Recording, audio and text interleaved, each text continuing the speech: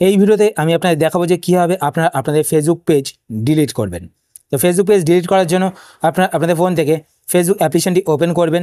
Facebook application open করার পর আপনাদের যেই ফেসবুক অ্যাকাউন্ট দিয়ে ফেসবুক পেজ তৈরি করা রয়েছে সেই অ্যাকাউন্টটিকে লগ ইন করে নেবেন। লগ ইন করার পর এবার আপনার ওপরে এখানে ডান দিকে 3টি লাইনে ক্লিক করবেন।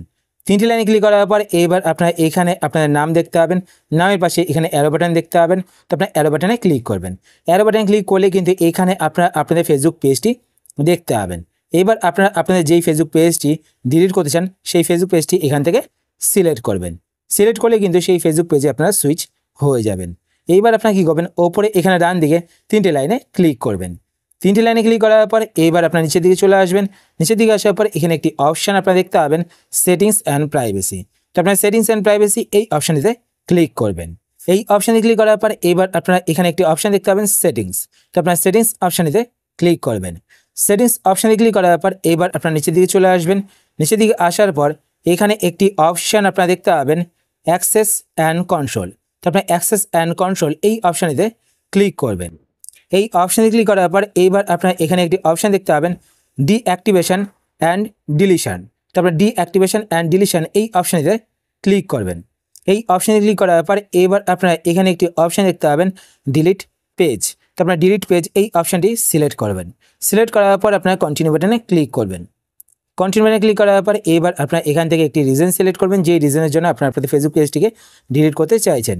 তো আমি সিম্পলি ফার্স্ট রিজনটি সিলেক্ট করে নিলাম। সিলেক্ট করার পর এবার আপনার নিচে এখানে কন্টিনিউ বাটনে ক্লিক করবেন। কন্টিনিউ বাটনে ক্লিক করার পর এবার আপনার নিচের দিকে চলে আসবেন। নিচের দিকে আসার পর এখানে একটা কথা বলে রাখি, আপনারা যদি আপনাদের ফেসবুকের সমস্ত ইনফরমেশান ডাউনলোড করতে চান তো আপনারা কিন্তু এখান থেকে ডাউনলোড ইনফোতে ক্লিক করে ডাউনলোড করতে পারেন। আর যদি আপনারা ট্রান্সফার করতে চান তো এখানে ট্রান্সফার ইনফোতে ক্লিক করে কিন্তু ট্রান্সফার করতে পারেন। তো আপনারা ডিলিট করার জন্য কন্টিনিউ বাটনে ক্লিক করবেন নিচে এখানে। কন্টিনিউ বাটনে ক্লিক করার পর এইবার আপনারা এখানে দেখতে পাচ্ছেন এন্টার পাসওয়ার্ড। তো এই বক্সে ক্লিক করে আপনারা আপনাদের ফেসবুক অ্যাকাউন্টের পাসওয়ার্ডটি দিয়ে দেবেন। পাসওয়ার্ড দেওয়ার পর আপনারা কন্টিনিউ বাটনে ক্লিক করবেন। কন্টিনিউ বাটনে ক্লিক করার পর আবার আপনারা এখানে কন্টিনিউ বাটনে ক্লিক করবেন। কন্টিনিউ বাটনে ক্লিক করার পর এইবার আপনারা এখানে দেখতে পাচ্ছেন ডিলিট পেজ। একটা কথা বলে রাখি, আপনারা যদি আপনাদের ফেসবুক পেজ ডিলিট করার পর 30 দিনের মধ্যে আপনাদের ফেসবুক পেজটিকে আবার ফিরে পেতে চান তো আপনারা কিন্তু ফিরে পেতে পারবেন। কীভাবে ফিরে পেতে পারবেন সেটা নিয়ে ভিডিও আমি আগেই বানিয়ে রেখেছি, আপনারা সেই ভিডিওটি দেখে নেবেন। তো এবার আপনারা ডিলিট করতে চাইলে ডিলিট পেজে ক্লিক করবেন। ডিলিট পেজে ক্লিক করলেই কিন্তু আপনাদের ফেসবুক পেজটি ডিলিট হয়ে যাবে।